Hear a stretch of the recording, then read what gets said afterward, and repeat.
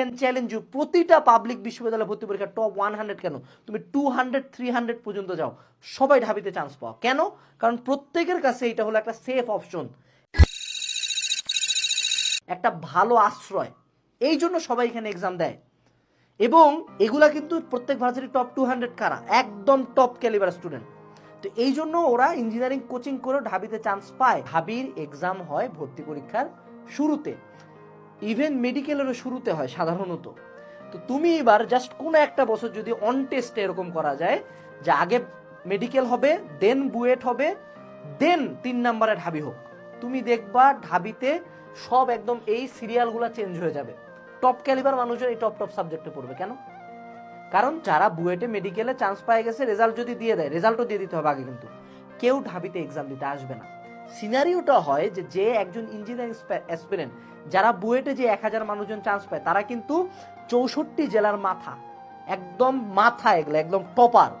এই টপারগুলা যখন আসে, ও চিন্তা করে what is my safe option, আমি অ্যাটলিস্ট ঢাবিতে একটা সিট পেলে যদি বুয়েট মিস যায়, তাইলে আমি ঢাবিতে তো অ্যাটলিস্ট পড়তেছি, মানে পাশের ভার্সিটিতে পড়ছি, একটা ভালো ভার্সিটিতে তো পড়তেছি। ওইটা চিন্তা করে মেজরিটি। ধরো কুয়েটেরও টপারগুলা, প্রত্যেক ভার্সিটিতে যেগুলা top 100, I can challenge you, প্রতিটা পাবলিক বিশ্ববিদ্যালয় ভর্তি পরীক্ষা টপ 100 কেন, তুমি 200 300 পর্যন্ত যাও, সবাই ঢাবিতে চান্স পাও। কেন? কারণ প্রত্যেকের কাছে এটা হলো একটা সেফ অপশন, একটা ভালো আশ্রয়। এই জন্য সবাই এখানে এক্সাম দেয়। এবং এগুলা কিন্তু প্রত্যেক ভার্সিটি টপ 200 কারা, একদম টপ ক্যালিবার স্টুডেন্ট। তো এই জন্য ওরা ইঞ্জিনিয়ারিং কোচিং করে ঢাবিতে চান্স পায়। এবং আরেকটা বড় স্টোরি তারা কেউ বলেন না, তাদের মেজরিটি কিছুটা হইলেও ঢাবির প্রিপারেশন নেওয়া থাকে। যারা চালাক তারা বলে না, তারা মানুষজন কি বুঝাইতে চায় জানো? ধরো তুমি ওই লাইফে অনেক কষ্ট করে একটা বডি বানাইছো, তুমি বলবা যে না আমি অত কষ্ট করি নাই, কারণ মানুষজন দেখাইতে চায় যে এটা এফোর্টলেসলি করছে, এটা কেউ শেয়ার করে না। সো এইখান থেকে বোঝা যাচ্ছে যে তুমি আমি তো ভাই, যারা আমরা লো ক্যালিবার স্টুডেন্ট, আমরা তো কেউ ভাই বুয়েটের প্রিপারেশন নিচ্ছি না। বুয়েট তো টার্গেট না, আমাদের টার্গেট ঢাবি। মেজরিটি স্টুডেন্টের স্বপ্ন কোনটা থাকে, যে এই যে ভাই 1000 ফেলাও, আমাকে ভাই 2000 থেকে 6000-এর মধ্যে একটা পজিশন দাও ভাই, অ্যাটলিস্ট পাবলিকে একটা সিট পাই। এইটা মেজরিটি বাংলাদেশের 99% স্টুডেন্টের স্বপ্ন। তো যে 2000 থেকে 6000 মানুষজনের এই স্বপ্ন, তারা যদি ওই বুয়েটের পোলাটার মতো চিন্তা করে যে আমি একদম মাল একটা স্টুডেন্ট, আমি না পড়ে গেলেও ঢাবিতে চান্স পাবো, ওই পোলার মতো প্রিপারেশন স্ট্র্যাটেজি যদি কারো থাকে, সে মারা খাবে না, মানে ফাঁকা মাঠে মারা খাবে। দেখো যেই পোলা 90% মানুষজন তোমরা ঢাবিতে ফেল করো, 90%, মাত্র 10% পাস করো। এই 90% ফেল, নট পাস, ফেল করছে, চান্সও পায় না, ফেল। এই ফেল করা পোলাপান যদি ইঞ্জিনিয়ারিং কোচিং করে, ও তো ঢাবির কোশ্চেনে ফেল করছে, বুয়েটে কি করবে? তখন হিতে বিপরীত হয়ে যায়।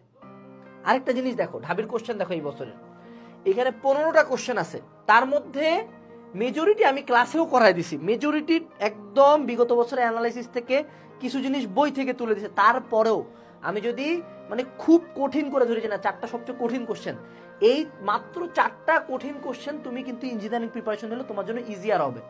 ইজিয়ার হবে ডাজন্ট মিন যে তুমি ভার্সিটি কোচিং করলে পারবা না, ঠিক? তো এই যে এই জিনিসগুলো পারার জন্য তো তোমাকে ইঞ্জিনিয়ারিং কোচিং করতে হবে। বাট ধরেও নিলাম হিসাবে সুবিধার্থে মাত্র 4টা কোশ্চেন তোমাকে ইঞ্জিনিয়ারিং ব্যাকআপ দিবে, বাকি 11টা কোশ্চেন ভার্সিটি স্ট্যান্ডার্ড।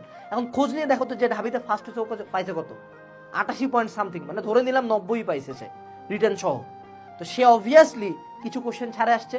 তো তুই বাবা, তুই কি মাত্র 5টা কোশ্চেন ছাড়ে আসবি? তুই তো আরো কম বেশি ছাড়ে আসবি। তোর কি মনে হয় তুই 95% মার্ক পাবি? বেটা তুই তো 50-60%ই তুলতে পারবি না। তো তুই যদি এখন উচ্চাবিলাসী চিন্তা করি যে না এই 4টা কোশ্চেন পড়ার জন্য আমি ইঞ্জিনিয়ারিং কোচিং করবো, বেটা তোর ভার্সিটি ইউনিটের কোশ্চেন পড়তে ফাটে যায়, কিসের ইঞ্জিনিয়ারিং কোশ্চেন বে? তো ভার্সিটি ইউনিটে পাস করতে পারতেছিস না, তখন তুই ইঞ্জিনিয়ারিং কোচিং করতেছিস, তো মারা। বুঝছ নাই? হাউ দা ফাক এই দুইটা কোশ্চেন সেম?